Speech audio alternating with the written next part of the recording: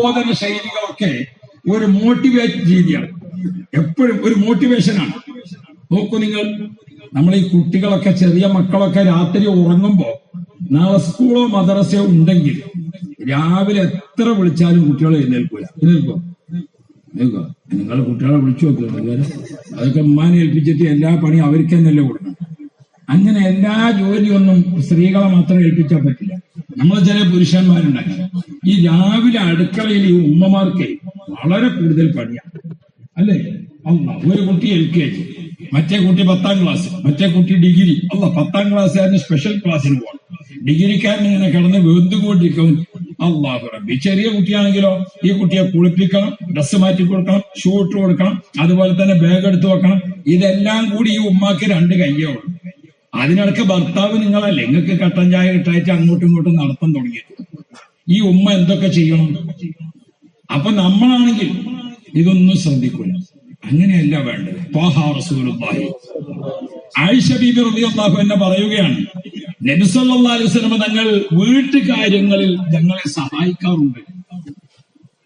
നബിതങ്ങൾ വീട്ടുകാര്യങ്ങളിൽ ഞങ്ങളെ സഹായിക്കാറുണ്ട്. നബിതങ്ങളെ സഹായത്തിന്റെ ഒരു രീതി ഒരു ഹദീസിൽ കാണാൻ പറ്റും, വീട്ടിലും പുറത്തും.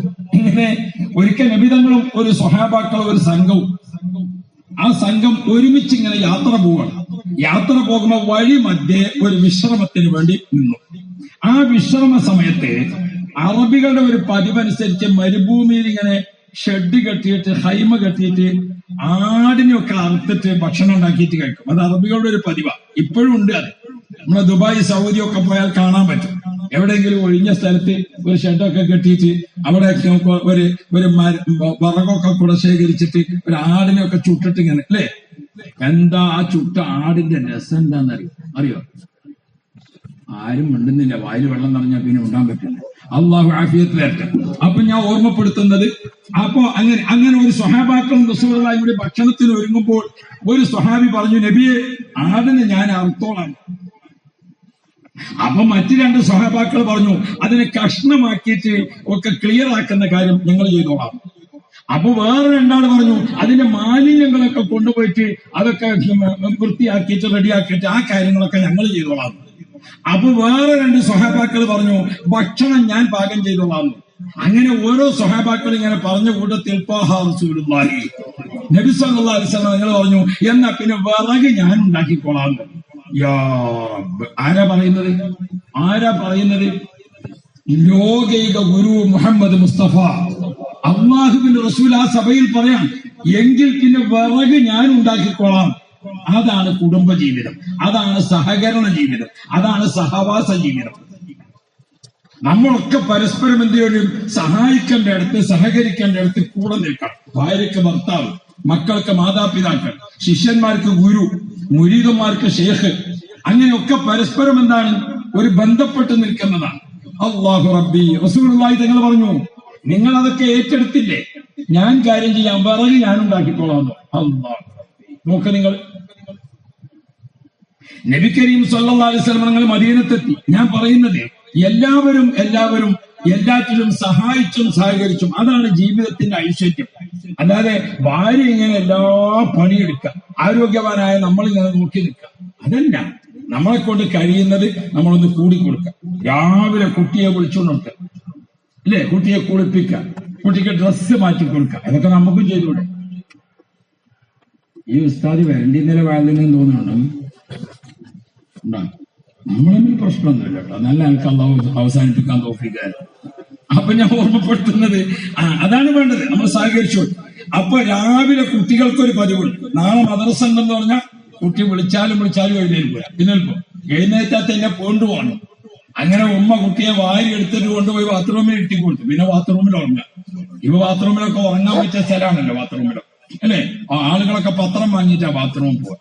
അവിടെ പോയിട്ട് ബാത്റൂമിലൊക്കെ വായിച്ചു കഴിഞ്ഞിട്ടാ പിന്നെ വരുന്നത്. വല്ലാത്തൊരു അജമുള്ള കാലാണ്, അല്ലേ? അല്ലാഹു റബ്ബി. അപ്പോ അതേ സമയത്ത് ഒരു ദിവസം രാത്രി ഉറങ്ങുമ്പോ കുട്ടിയോട് പറഞ്ഞു, നാളെ നമുക്ക് ടൂറ് പോകാനുണ്ട്. നാളെ എവിടെ പോണത്?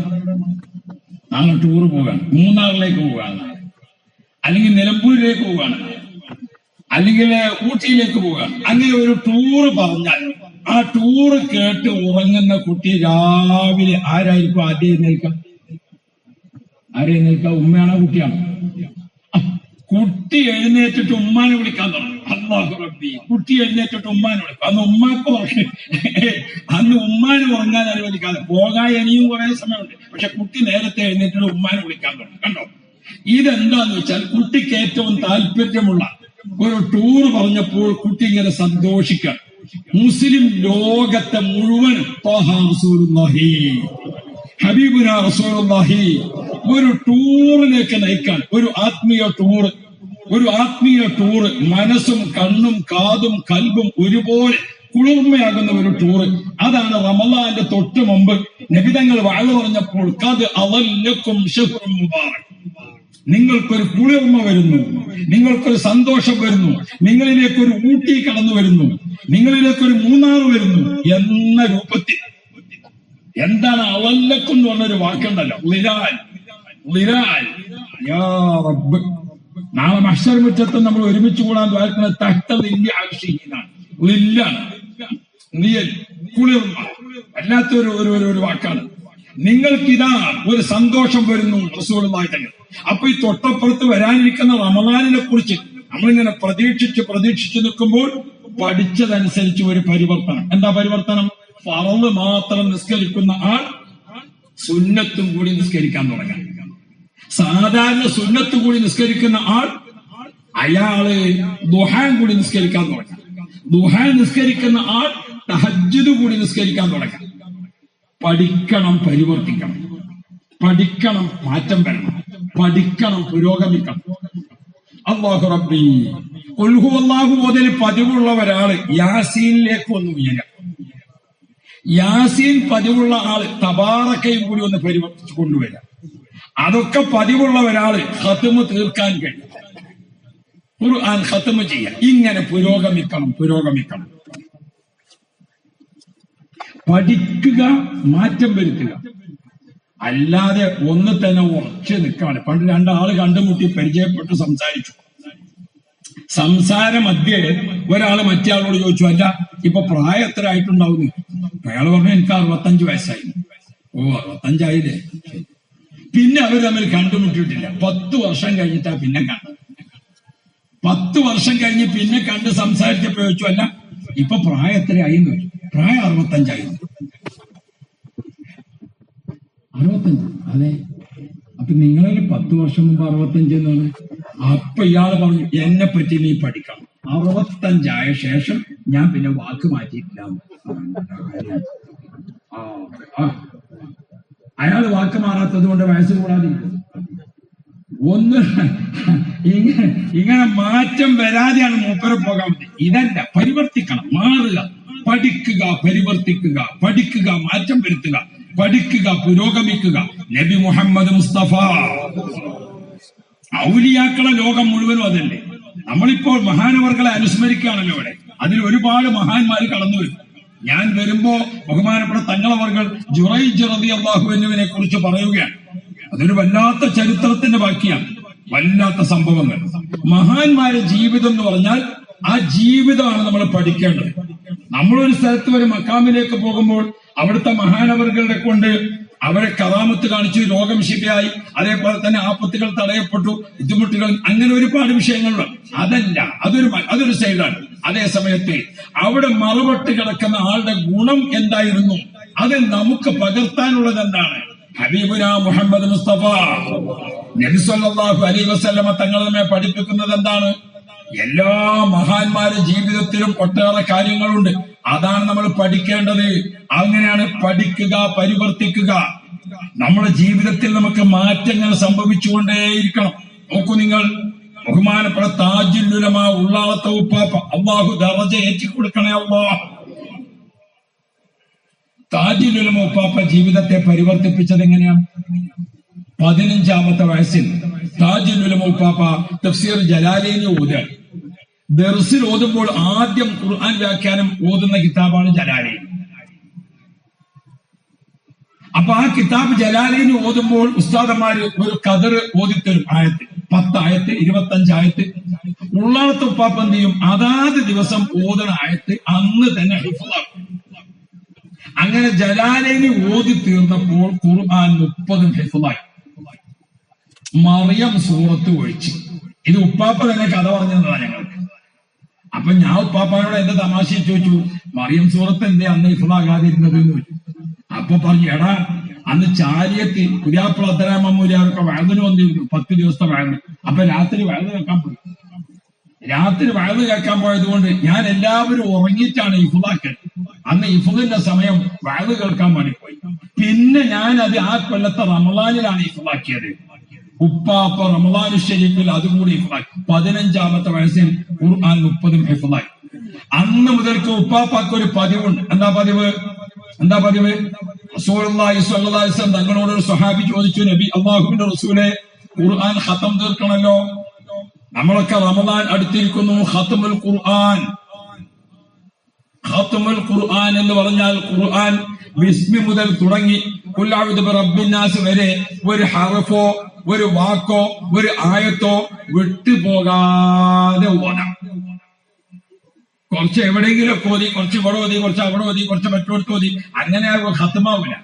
ഖത്മുൽ ഖുർആൻ എന്ന് പറഞ്ഞാൽ അഊദു ബില്ലാഹ് ഫാത്തിഹന്റെ ആരംഭത്തിനോട് ചൊല്ലാൻ തുടങ്ങി. ബിസ്മി ഓതിയിട്ട് ഖുൽ അഊദു ബിറബ്ബിന്നാസ് തീരുന്നത് വരെ ഒരു ഹർഫ് വിട്ടുപോകാതെ ആ ഓത്തിങ്ങനെ ഓതിയാൽ ഒരു ഖതം തീർത്താൽ 5000 മലക്കുകൾ നമുക്ക് വേണ്ടി ശുപാർശ ചെയ്യുമെന്ന് മുഹമ്മദ് മുസ്തഫ. അപ്പൊ നമ്മൾ ഖത്മുൽ ഖുർആനെ പറ്റി പഠിക്കാൻ. അപ്പൊ നമുക്കൊരാഗ്രഹം, ഓതണം. എങ്ങനെ ഓതണം? ഞാൻ എന്റെ വീട്ടില് എനിക്കൊരു 11 പേരക്കുട്ടികൾ, മക്കളൊക്കെ. ഇവരെല്ലാം കൂടി കശപിശ കൂടിയപ്പോ ഞാൻ പറഞ്ഞു, മക്കളെ ഒരു യാസീൻ ആയിരിക്കാം ഓതാൻ അറിയാം, ഞങ്ങൾ ഓതാന്നോ? യാസീൻ ഓതുന്നവർക്ക് മിഠായി വാങ്ങിത്തരാം. മക്കളൊക്കെ വേഗത്തിലിരുന്ന് ഞാൻ നോക്കി മിഠായിക്ക് വല്ലോട്ട്. ഞാൻ മെല്ലെ മിഠായി വാങ്ങാൻ വേണ്ടി ഇറങ്ങി ഗേറ്റിന്റെ അടുത്ത് എത്തിയിട്ടു. അപ്പൊ അതിന് അവരെ ഒത്തു കഴിഞ്ഞു. ഒരു പയ്യൻ എന്റെ അടുത്ത് ഓടി വന്നു, മൂത്ത മോളെ കുട്ടി ഓടി വന്നു. ഞാൻ ചോദിച്ചോളൂ, യാസീൻ ഓതിയോ? ഞാൻ നിങ്ങൾക്ക് മിഠായി വാങ്ങാൻ പോകാനുള്ള യാസീൻ ഓതി. ഇത്ര വേഗം യാസീൻ ഓതി? ആ ഉപ്പ ഓതി. ഞാൻ ചോദിച്ചു, ഇത്ര പെട്ടെന്ന് ഓതി? എന്നാ പിന്നെ ഒന്നും കൂടി ഓതി. അപ്പൊ കുട്ടികളൊക്കെ കൂടെ ഓതി. അഊദു ബില്ലാഹി മിനശ് ശൈത്വാനിർ റജീം ബിസ്മില്ലാഹിർ റഹ്മാനിർ റഹീം യാസീനുൽ ഖുർആനിൽ ഹകീം ഇന്നക ലമിനൽ മുർസൽ അലാ സിറാത്തിൽ മുസ്തഖീം സിറാത്തൽ ലദീന അൻഅംത അലൈഹിം ഗൈറിൽ മഗ്ദൂബി അലൈഹിം വലദ്ദാലിൻ. നമ്മളെ ചില ആളുകൾ, വലിയ മനുഷ്യന്മാര് ഖുർആൻ ഓതുന്നത് കേട്ടാലുണ്ടല്ലോ, ഒരു ഹർഫ് പ്രതിഫലം കിട്ടില്ല. അള്ളാഹുവിന്റെ ഖുർആൻ, ഒരാൾ ഖുർആൻ ഓതുന്നു എന്ന് പറഞ്ഞാൽ അതിന്റെ അർത്ഥം എന്താണ്? അയാൾ അള്ളാഹുവുമായി അഭിമുഖ സംഭാഷണം നടത്തുന്നു എന്നാണ്. ഖുർആനെ പറ്റി നമ്മൾ പഠിച്ചത് ഒരു ഹദീസ്, അൽ ഖുർആനു നൂറുല്ലാഹ്, ഖുർആൻ അള്ളാഹുവിന്റെ നൂറാണ്. മറ്റൊരു ഹദീസ്, അൽ ഖുർആനു ഹബ്ലുല്ലാഹ്, ഖുർആൻ അള്ളാഹുവിന്റെ പാശം, കയറാണ്. കയറ് എന്ന് പറഞ്ഞാൽ തടിയുള്ള സാധനം പിടിച്ചു കെട്ടുന്നതാണ്, അല്ലെ? പുക കെട്ടാൻ ഏത് പറ്റൂല? കയറ് പറ്റൂല, അല്ലെ? പുക അങ്ങനെ ഒന്നായിട്ട് പോകുമ്പോ കയറുകൊണ്ട് കെട്ടിടാൻ പറ്റും. കാറ്റിങ്ങനെ അടിച്ചു പോകുമ്പോ കാറ്റിനെ കയറുകൊണ്ട് കിട്ടാൻ പറ്റും. കയറുകൊണ്ട് കെട്ടല് തടിയുള്ള സാധനം. പ്രകാശം കൊണ്ട് ബന്ധിപ്പിക്കൽ തടിയില്ലാത്തതിനാണ്. നമ്മളെ ശരീരത്തിൽ 2 ഉണ്ട്. ഒന്നേതാ? നമ്മുടെ ആത്മാവ്. മറ്റൊന്നേതാ? ശരീരം. ഖുർആൻ ഹബ്ലുള്ള, നമ്മുടെ ശരീരത്തെ അള്ളാഹുമായി ബന്ധിപ്പിക്കുന്നതാണ്. ഖുർആൻ നൂറുള്ള, നമ്മുടെ ആത്മാവിനെ അള്ളാഹുമായി ബന്ധിപ്പിക്കുന്നതാണ്. അപ്പൊ ഒരാൾ ഖുർആൻ ഓതാൻ വേണ്ടി ഒരുങ്ങിയാൽ അദ്ദേഹത്തിന്റെ മനസ്സും അദ്ദേഹത്തിന്റെ ശരീരവും പടച്ച റബ്ബിന്റെ കൂടെ നിർത്തുക. അതാണ് ഖുർആൻ ഓതുക എന്ന് പറഞ്ഞതിന്റെ അർത്ഥം. ഉമ്മ അവിടെ ഖുർആൻ ഓതിക്കൊണ്ടിരിക്കുക എന്ന് പറഞ്ഞാൽ ഉമ്മ അള്ളാഹിനോട് സംസാരിച്ചുകൊണ്ടിരിക്കുന്നു എന്നാണ് അതിന്റെ അർത്ഥം. അതുകൊണ്ടാണ് പറഞ്ഞത്, നിങ്ങൾ ഖുർആൻ ഓതാനിരിക്കുമ്പോൾ മിസ്വാക്ക് ചെയ്തിട്ട് വായ വൃത്തിയാക്കണം, വുദു എടുത്തുകൊണ്ട് പ്രത്യേകം ശുദ്ധീകരിക്കണം. അല്ലാഹു റബ്ബി, ഓതാൻ വേണ്ടി ഇരിക്കുമ്പോൾ സ്ഥലം വൃത്തിയാവണം, ഓതാൻ വേണ്ടി ഇരിക്കുമ്പോൾ വസ്ത്രം വൃത്തിയാവണം, ഓതാൻ വേണ്ടി ഇരിക്കുമ്പോൾ മനസ്സ് വൃത്തിയാവണം, ഓതാൻ വേണ്ടി ഇരിക്കുമ്പോൾ മൊബൈലൊക്കെ ഒന്ന് സൈലന്റ് ആക്കിയിട്ട് ദൂരെ വെക്കണം. ഒരായത്തിങ്ങനെ ഓതി അപ്പോഴേക്ക് ഒരു മൊബൈൽ, അത് പൂർത്തിയാക്കുന്നതിന് മുമ്പ് മറ്റേ മൊബൈൽ, അത് പൂർത്തിയാക്കേണ്ട. ഇപ്പൊ എല്ലാവരും 2 ഉണ്ടല്ലോ, അല്ലെ? അല്ലാഹു റബ്ബി, എത്ര കുട്ടികളെ പ്രസവിച്ച പോലെ, ഒന്ന് കരച്ചിന് നിർത്തുമ്പോഴേക്ക് മറ്റത് കരച്ചിന് നിർത്തുമ്പോഴേക്ക്. പിന്നെ എപ്പോഴാ ഓതുന്നത്? എത്ര ഓതിയത്? ഒരു പേജ് ഓതിയപ്പോഴേക്ക് 10 മൊബൈല്. ഇങ്ങനെയൊന്ന് ഓതാൻ നിന്നിട്ടുണ്ടല്ലോ, ഒരു ഉറുപ്പ്യന്റെ പ്രതിഫലം കിട്ടും.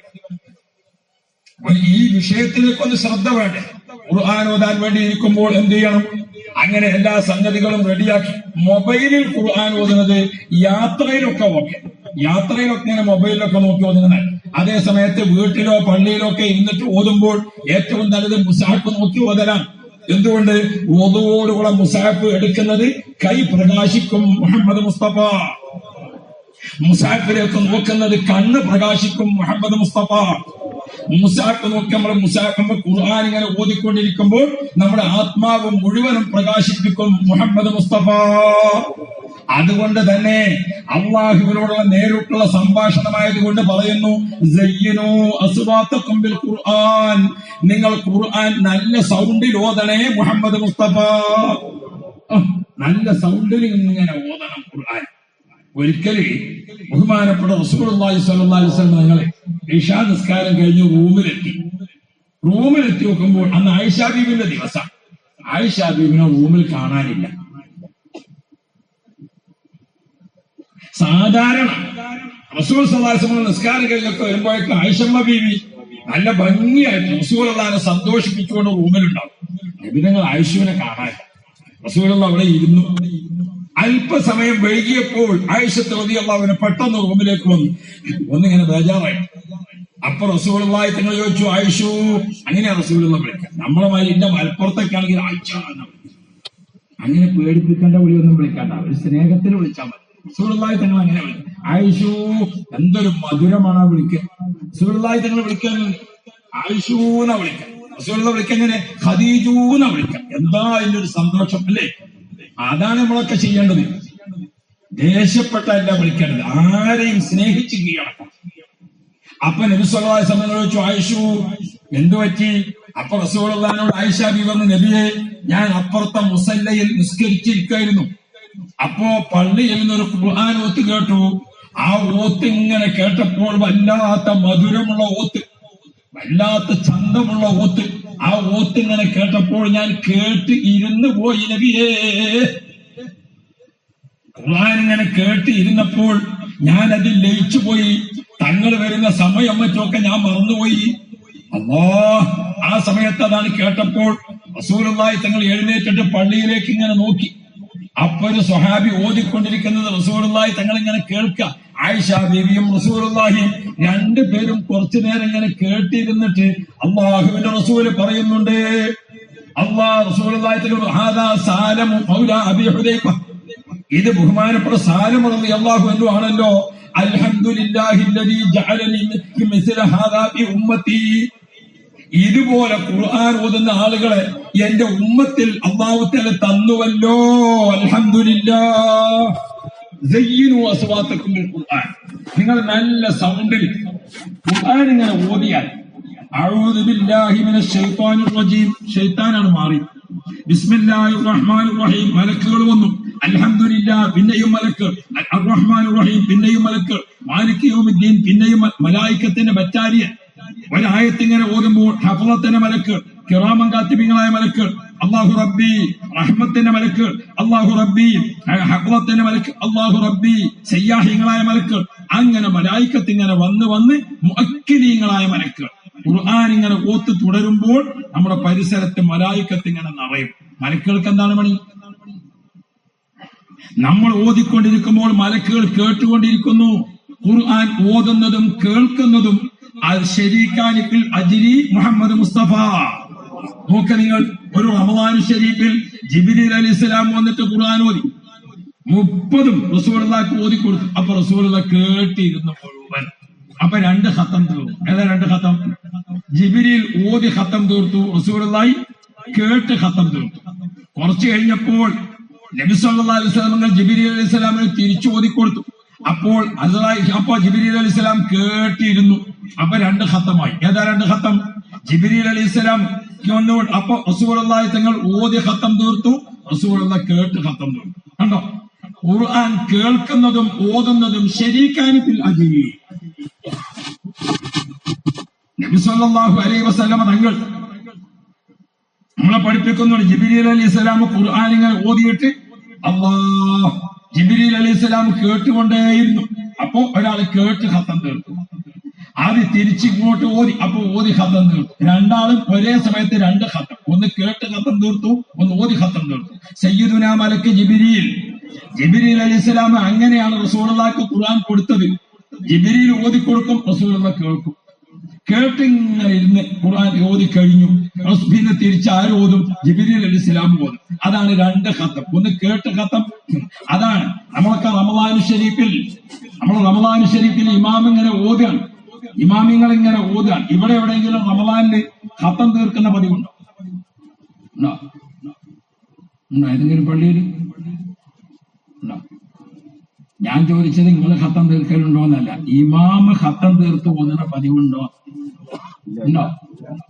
കുല്യായ കാഫിറിനെ ഓതിയിട്ട് തന്നെ ആരും നിസ്കരിക്കാൻ പറ്റില്ല, പിന്നെ ഖത്തോതലിന് ഇപ്പൊ ഹൈസ്പീഡുകാർക്കാണ് ശമ്പളം കൂടുതൽ. ഒരൊറ്റ നിസ്കാരാണ് തുടങ്ങിയാണ്ടത് അല്ലേ? അല്ലാ, നമ്മളെ നിസ്കാരം എന്ന് പറഞ്ഞാല് അള്ളാഹുത്താല കൂലി തരട്ടെ. ഞാനിപ്പോ നിസ്കാരത്തിനെ പോസ്റ്റ്മോർട്ടം ചെയ്യുന്നില്ല അല്ലേ? അള്ളാഹു നമുക്ക് പ്രതിഫലം തരട്ടെ. നമ്മളെ മനസ്സാന്നിധ്യം ഇല്ലാതെ ചെയ്തിട്ട് കാര്യമില്ല. രാത്രി ഉമ്മ ഉറങ്ങാൻ വേണ്ടി കിടക്കുമ്പോഴാണ് പള്ളിയിൽ നിന്ന് ഒരു ഫോൺ വന്നത്, ഉമ്മ നാളെ ഉസ്താദുമാരെ ഭക്ഷണം നിങ്ങളുടെ വീട്ടിലാണ്, എന്ത് ചെയ്യും? പിന്നെ പള്ളിയിൽ നിന്ന് ഫോൺ ചെയ്ത് പറഞ്ഞതല്ലേ ഉമ്മ ഏറ്റവും രാവിലെ എഴുന്നേറ്റ് ഒന്നുമൊക്കെ നിസ്കരിക്കാൻ വേണ്ടി വന്നു, സുബൈ നിസ്കരിക്കാൻ വേണ്ടി വന്നു. അല്ലാഹു അക്ബർ. അപ്പോഴാണ് ഉസ്താദിന്റെ ചെലവാണല്ലോ എന്ന് ആലോചന. വജ്ജഹത്തു വജിഹി ലില്ലദീ ഫത്തറ സമാവാതി. പഠിച്ചോനെ 3 ഉസ്താദന്മാരാണ്, 4 ഉസ്താദന്മാരാണ്. അർറഹ്മാൻ റഹീം മാലിക്. ഓരോ ഉസ്താദിനെ അച്ചു പറ്റൂല എന്ന് പറയുന്നത് ഇയാൾ എന്ത് കട്ടക്കാലത്ത് പെട്ടതാന്ന് പറയും. ഇയ്യാക നഅ്ബുദു വ ഇയ്യാക നസ്തഈൻ. മുഫത്തിഷ് വരുന്ന ദിവസമാണോ അല്ലേ എന്ന് അതും അറിയില്ല. ഇങ്ങനെ നിസ്കാരം ഇങ്ങനെ നടക്കണം, ഉസ്താദിന്റെ ചെലവും അങ്ങനെ നടക്കണം. അപ്പോൾ അമ്മാമ്മ പറഞ്ഞത് ഇന്നത്തെ സുബൈ ഉസ്താദിന്റെ ചെലവായിട്ട് പോയി. നമ്മൾ നോക്കേണ്ടി അങ്ങനെ തന്നെയല്ലേ?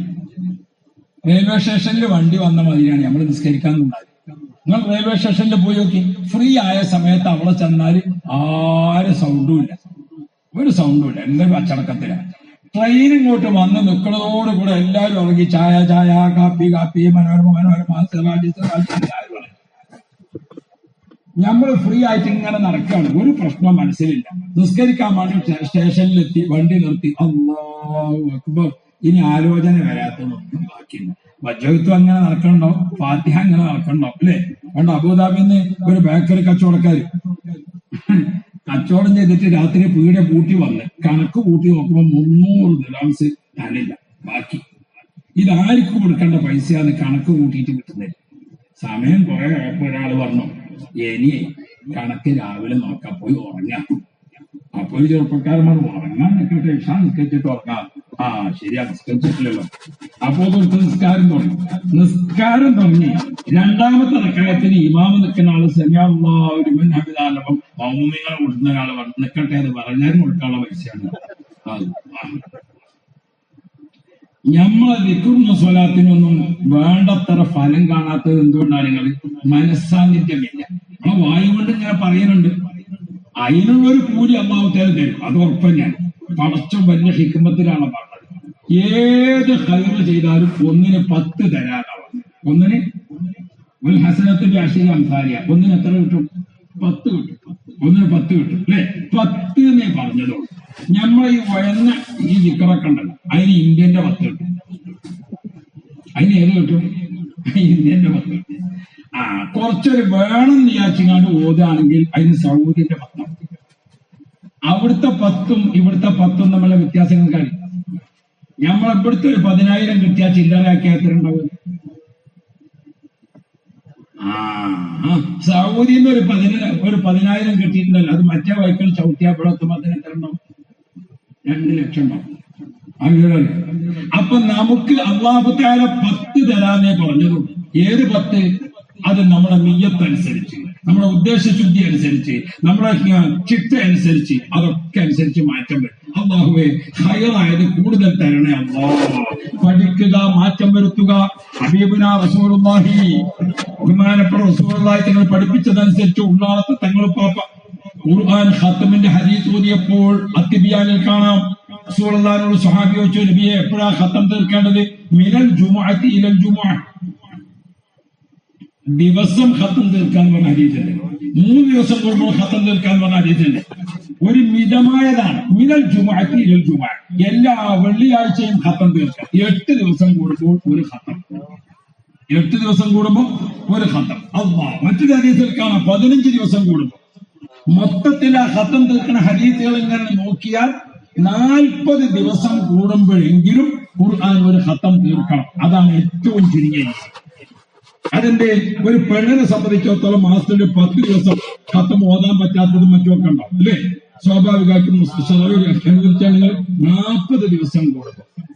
പെണ്ണുങ്ങൾക്ക് മാസത്തിൽ 5 ദിവസം 10 ദിവസം ഒക്കെ എന്തുണ്ടാവും? അശുദ്ധിയുള്ള സമയം ഉണ്ടാവും അല്ലെ? അല്ലാഹു നമ്മളെ സഹോദരിമാർക്കൊക്കെ ആരോഗ്യം കൊടുക്കണം.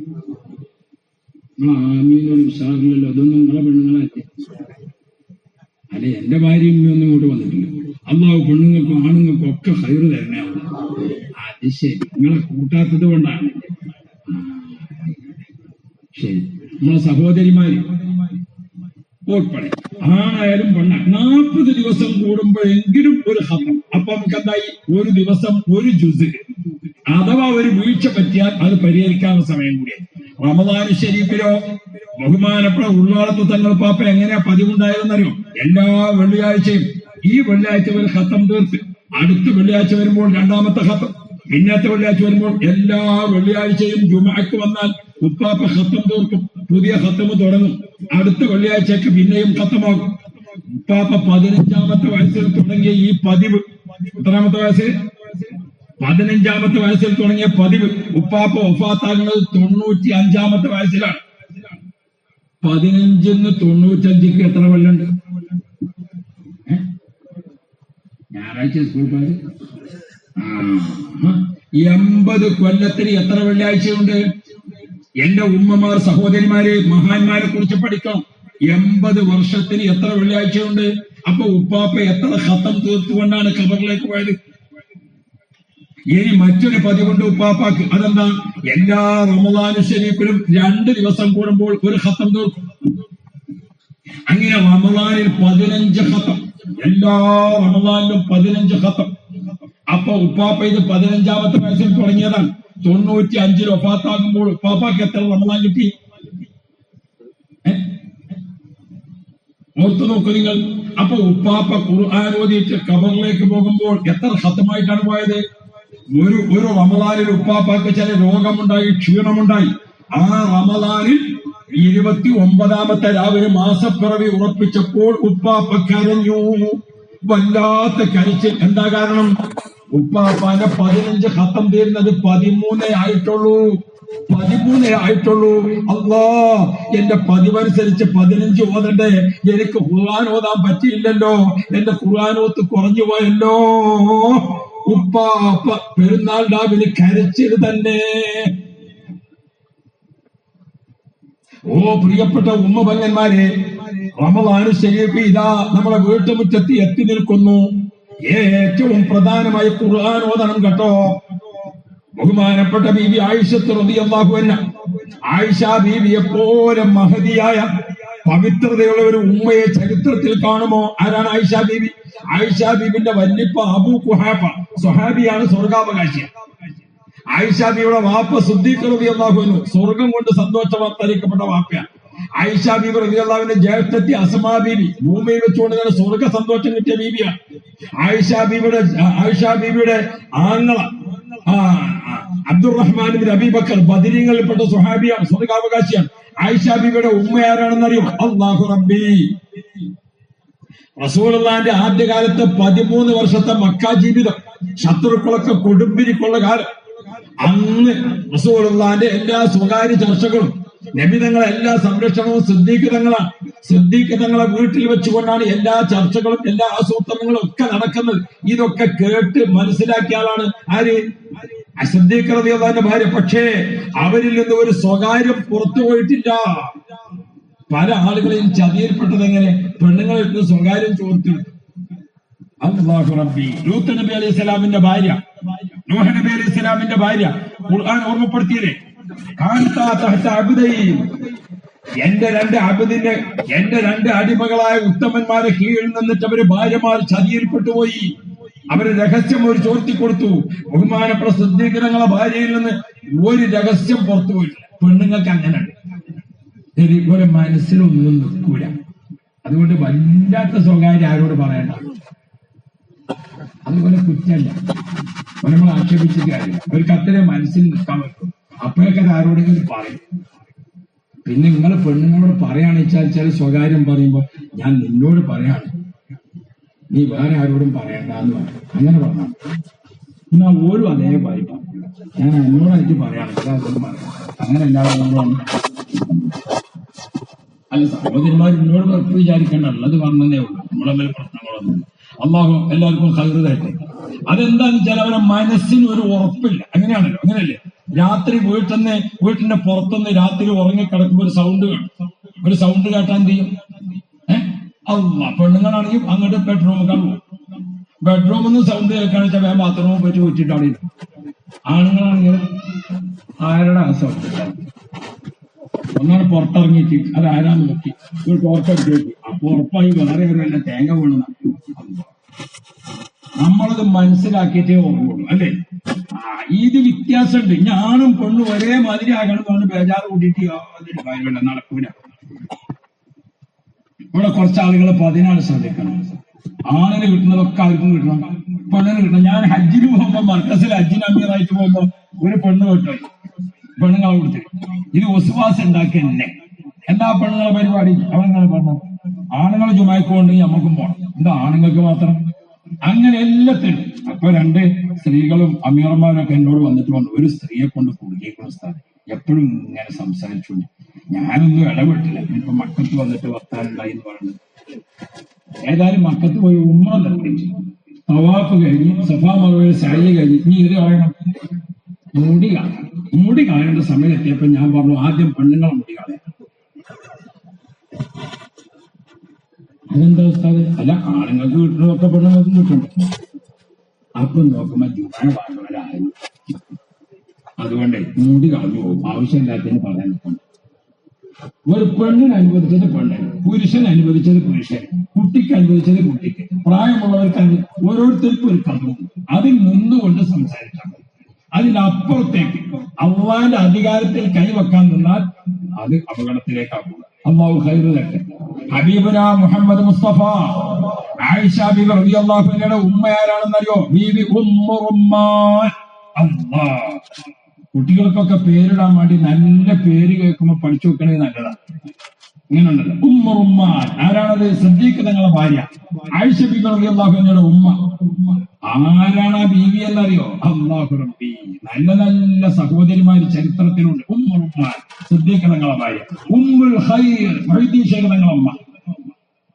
ബീവി ഉമ്മുൽ ഫദ്ൽ, ആരുടെ ഉമ്മയാണ്? ബഹുമാനപ്പെട്ട റിഫായി ശൈഖ് തങ്ങളുടെ അമ്മ. അല്ലാഹു റബ്ബി. എന്താ റസൂലുള്ളാഹിന്റെ മോളെന്താ? ഉമ്മു കുൽസൂം. നല്ല നല്ല പേരുകൾ. ആൺകുട്ടികൾക്കാരും പെൺകുട്ടികൾക്കാരും എന്റെ കേൾക്കുമ്പോൾ ഓർമ്മിച്ചു നോക്കണം. നിങ്ങളൊരു ചെറുപ്പക്കാരൻ എന്നെ വിളിച്ചിട്ട് പറഞ്ഞു, ഉസ്താദെ ഭാര്യ പ്രസവിച്ചിരിക്കുന്ന ഒരു പേര് പറഞ്ഞാൽ മതി. ഞാൻ അങ്ങനത്തിനൊന്നും നിൽക്കലില്ല. പിന്നെ ഒരാൾ ചോദിച്ചില്ലേ എന്ന് വിചാരിച്ച് ഞാൻ നല്ലൊരു പേര് പറഞ്ഞു. അപ്പൊ അവനൊരു തൃപ്തിയായി. അപ്പൊ ഞാൻ രണ്ടാമത്തെ ഒരു പേര് പറഞ്ഞു. അപ്പൊ ആ കുട്ടി പറഞ്ഞു, അത് ഞങ്ങളെ വീട്ടിലുണ്ട്. അപ്പൊ മൂന്നാമത്തേത് പറഞ്ഞു, അത് ഭാര്യ വീട്ടിലുണ്ട്. ഞാൻ വിചാരിച്ചു ഒന്നും കൂടി പറയട്ടെ. അപ്പൊ ഒന്നും കൂടി പറഞ്ഞു, അതിവിടെ അയൽവക്കത്തുള്ള പേരാണ്. എന്ത് ചെയ്യും? നിങ്ങൾക്ക് ചിരിച്ചാൻ പറ്റും, ഞാൻ എന്ത് ചെയ്യണമെന്ന്. അപ്പോ പിന്നെ 5ാമത്തേത് പറഞ്ഞു, അത് 6ാമത്തേത് പറഞ്ഞു. ഞാൻ ഏതായാലും തീരുമാനിച്ചു ഒരു 10 പറഞ്ഞു നിർത്താം. 9 പറഞ്ഞിട്ട് ഇവന് ഇഷ്ടപ്പെട്ടില്ല. അപ്പൊ ഞാൻ പിന്നെ 10ാമത്തെ ഒരു പേര്, ബദരീങ്ങളെ പേരിന്റെ കൂട്ടത്തിൽ ഏറ്റവും നല്ല എളുപ്പത്തിൽ വിളിക്കാൻ പറ്റിയ ഒരു പേരുമാണ്. അത് പറഞ്ഞപ്പോ ഇവൻ പറഞ്ഞു, ഉസ്താദേ അതൊരു പഴയ പേരാണ്, എന്നാൽ എന്റെ കുട്ടിക്ക് ചൊവ്വാഴ്ച രാവിലെ നിർത്തണം. ആളുകൾ ഇപ്പൊ പേര് നോക്കിയിട്ടാണ്. ഇതിനിടയ്ക്ക് ഞങ്ങളുടെ നാട്ടിലൊക്കെ ഒരു പരിപാടി പേരിടാൻ. ഉമ്മാന്റെ പേരിന്റെ ഒരു 2 അക്ഷരം, വാപ്പാന്റെ പേരിന്റെ 3 അക്ഷരം, അങ്ങനെയൊക്കെ കൂട്ടിയില്ല. അങ്ങനെ ഉമ്മാന്റെ പേര് സെറീന, വാപ്പാന്റെ പേര് കുഞ്ഞുമൂസ. അപ്പൊ എന്താക്കി, ഇതിന് സാ എടുത്ത് മറ്റേന്ന് മൂസ എടുത്ത് കുട്ടിക്ക് പേരിട്ടു സമൂസ. ഇങ്ങനെയൊക്കെ കഷ്ടപ്പെടേണ്ട വല്ല കാര്യമുണ്ടോ?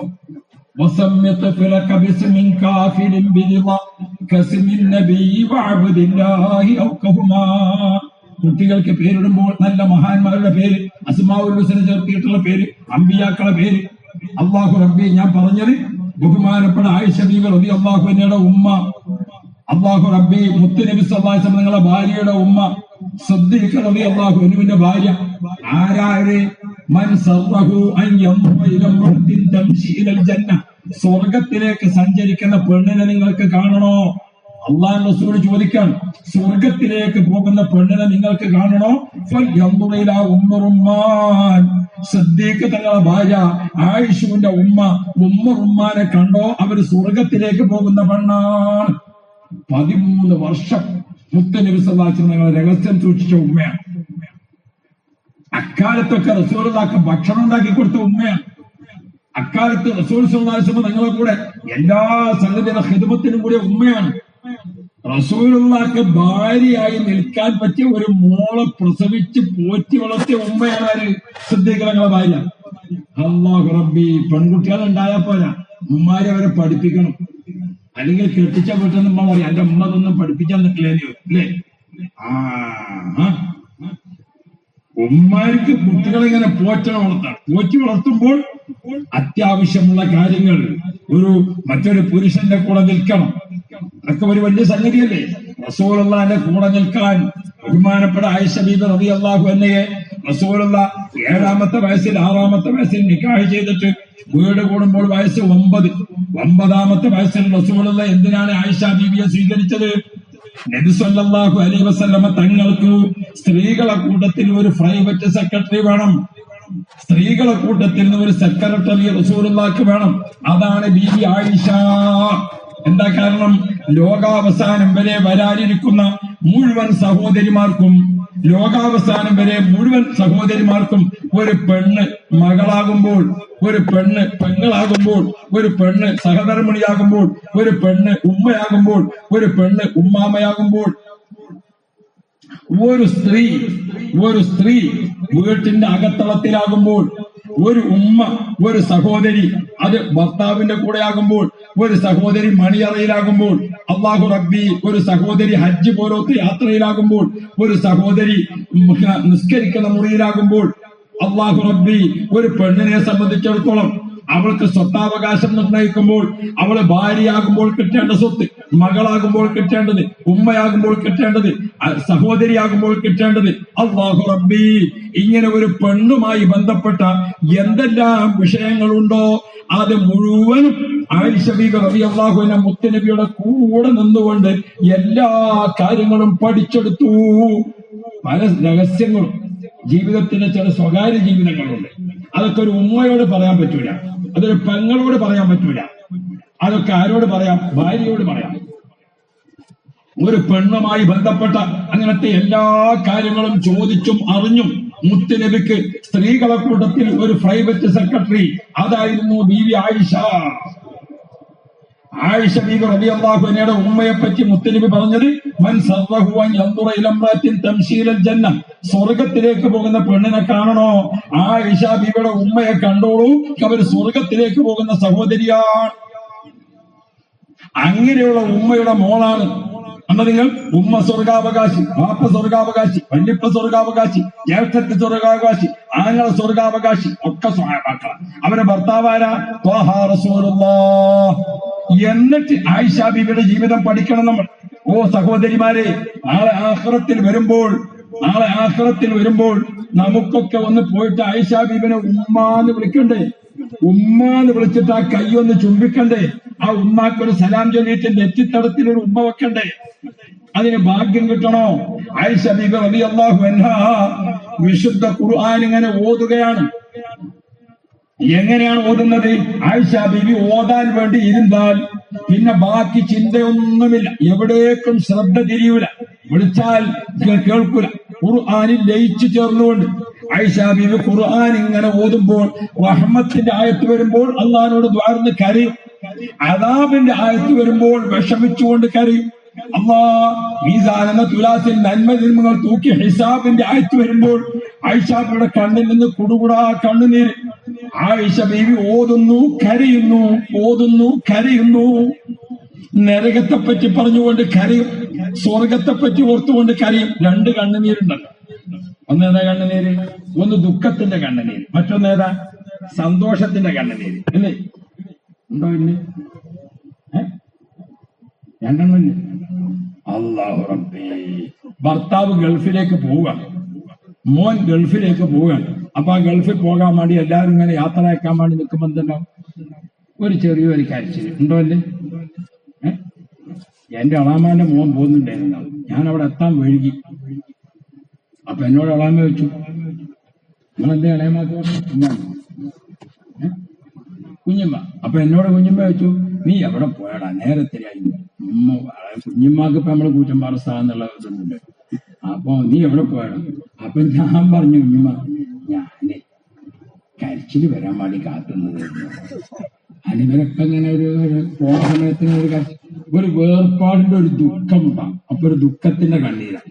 അതേ സമയത്ത് മൂപ്പര് പോയി 2 കൊല്ലം കഴിഞ്ഞാൽ തിരിച്ചു വരികയാണ്. 2 കൊല്ലം കഴിഞ്ഞ് തിരിച്ചു വരികയാണ്. അല്ലേ? തിരിച്ചു വരുമ്പോ വീട്ടിലേക്ക് കേറുമ്പോ ഉമ്മ കെട്ടിപ്പിടിച്ചിട്ടൊന്ന് കരഞ്ഞു. ആ കണ്ണീരേതാ? അതേതാ കണ്ണീര്? അത് സന്തോഷത്തിന്റെ കണ്ണുനീരാണ്. നമ്മുടെ കണ്ണിൽ 2 കണ്ണുനീരുണ്ട്. സ്വർഗത്തെ പറ്റി ഇങ്ങനെ ഓർക്കുമ്പോൾ സന്തോഷത്തിന്റെ കണ്ണുനീര്, നരകത്തെ പറ്റി ഇങ്ങനെ ഓർക്കുമ്പോൾ ദുഃഖത്തിന്റെ കണ്ണുനീര്. ആയിഷ ബീബി റളിയല്ലാഹു അൻഹാ ഖുർആൻ ഓതിക്കൊണ്ട് കരയുകയാണ്. ചരിത്രത്തിൽ കാണാം, ആയിഷ ബീബി റളിയല്ലാഹു അൻഹ ഖുർആൻ ഓതി കഴിഞ്ഞിട്ട് എഴുന്നേറ്റ് ഇങ്ങനെ നടക്കുമ്പോൾ വസ്ത്രത്തിൽ നിന്ന് വെള്ളം ഇങ്ങനെ ഉറ്റി വീഴുന്നുണ്ട്. ആയിഷ ബീബി നടന്നു പോയ വഴിക്ക് വെള്ളം ഇങ്ങനെ ഉറ്റി വീണിട്ടുണ്ട്. അല്ലാഹു റബ്ബി. ഏതാണ് വെള്ളം? അത് ഖുർആൻ ഓതി കരഞ്ഞ കണ്ണുനീര് വസ്ത്രത്തിൽ നിന്ന് ഇങ്ങനെ താഴെ വീഴുകയാണ്. ഓ ഉമ്മമാരെ, നാളെ നമുക്ക് മഹ്ശർ മൈതാനിൽ വെച്ച് കണ്ടുകൊണ്ട് ഉമ്മ എന്നൊന്ന് വിളിക്കണ്ടേ? അവർക്കൊരു സലാം ചൊല്ലണ്ടേ? അതുകൊണ്ട് ഖുർആൻ ഓതണേ. ശുദ്ധിയും ബുദ്ധിയും ഉണ്ടോ? ഖുർആൻ ഓതാത്ത ദിവസം ഉണ്ടാകരുത്. വീട്ടിന്റെ അകത്തളങ്ങളിൽ ഖുർആൻ ഓതേണ്ടത് ഉമ്മമാരാണ്. ബാപ്പമാര് ശ്രദ്ധിക്കണം. നമുക്ക് ഖുർആൻ ഓതാൻ ഏറ്റവും നല്ലത് പള്ളിയിൽ എഴുത്തിക്കാത്തിരുന്നുകൊണ്ടാണ്. നിവൃത്തിയുള്ളവർക്ക് എല്ലാവരും ശ്രദ്ധിക്കണം. ഖുർആനിന്റെ മാസമാണ് വരുന്നത്. സഹോദരി സഹോദരന്മാരെ, ഒരു സംഭവം പറയട്ടെ. ഒരിക്കൽ നബി മുഹമ്മദ് റസൂലുള്ളാഹ്, നിങ്ങളെ സ്വലാത്തൊക്കെ ഇങ്ങനെ കുറച്ചാൽ എനിക്ക് മനസ്സിലാവും നിങ്ങൾക്ക് മതിയായിക്കണം. അപ്പൊ ഞാൻ വേഗം നിർത്തും. ഞാൻ ഇന്ന് 3 ക്ലാസ് കഴിഞ്ഞിട്ടാണ് വരുന്നത്. ഒരു ഹജ്ജ് ക്യാമ്പ് ഉണ്ടായിരുന്നു. രാവിലെ പോയ ശേഷം സംസാരിക്കുന്നതൊക്കെ പുഞ്ചിരിയോടുകൂടി ആയിരിക്കും. മക്കള് നമ്മളെ കണ്ടിട്ട് ചിരി പഠിക്കണം. മക്കള് നമ്മളെ കണ്ടിട്ട് ഏത് പഠിക്കണം? സന്തോഷം പഠിക്കണം. വാപ്പ ഇങ്ങനെ ഉമ്മാന്റെ മുഖത്തേക്ക് ഇങ്ങനെ നോക്കിയാൽ തീവണ്ടിന്റെ ലൈറ്റ് മതി. കുട്ടികൾ ഇത് കണ്ട് വളരാൻ പറ്റില്ല. എപ്പോഴും എങ്ങനെ വേണം? സന്തോഷം. പെണ്ണുങ്ങൾ മനസ്സിലാക്കണം. ജോലിക്ക് വേണ്ടി പുറത്തു പോയി ഭർത്താവ് വരുമ്പോഴേ മുഖത്ത് നോക്കി മനസ്സിലാക്കണം ഇന്ന് കച്ചവടം നടന്നിട്ടുണ്ടോ അല്ലേ. കച്ചവടക്കാരൻ പീടിക കൂട്ടി വരുമ്പോഴേ 6 മണിക്ക് വീട്ടിലെത്തുമ്പോൾ നോക്കിയാൽ മനസ്സിലാവണം പെണ്ണുങ്ങൾ. കാണാൻ വേണം അല്ലേ? കമ്പി സിമന്റ് കച്ചവടക്കാരനാണ്. അയാള് രാവിലെ പോയി കട തുറന്ന് കാത്തിരുന്ന് 5 മണിയായിട്ടും ആരും വന്നില്ല. അന്ന് കട അടച്ചു വരുമ്പോ പീടികക്കാരൻ എങ്ങനെ ഉണ്ടാവും മുഖം അല്ലേ? കച്ചവടം നടന്നാലും ഇല്ലെങ്കിലും വാടക കൊടുക്കണം, തൊഴിലാളികളെ എന്തെല്ലാം സംഗതിയുണ്ട് അല്ലേ? അല്ല, പിന്നെന്താന്നറിയോ? 5:15 ഷട്ടർ താത്താൻ വേണ്ടി നോക്കുമ്പോൾ ഒരു കാറ്, അതിലൊരു 4 ആള്. അപ്പൊ ഇയാൾക്ക് വാഹത്തായി കുറച്ചോനെ എന്തെങ്കിലും ഒരു കച്ചവടം നടക്കുമല്ലോ. അപ്പൊ പണിക്കാരനോട് പറഞ്ഞോടാ 5 ചായക്ക് പറയാം. ചായ ഒക്കെ കൊണ്ടുവന്ന് ഇങ്ങനെ ഇട്ടി ചായ ഒക്കെ കുടിച്ചുകൊണ്ടിരിക്കുമ്പോ ചോദിച്ചു പിന്നെ എന്താണ്? അപ്പൊ നോക്കുമ്പോ അത് എത്തിങ്ങാന്റെ പിരിവാ.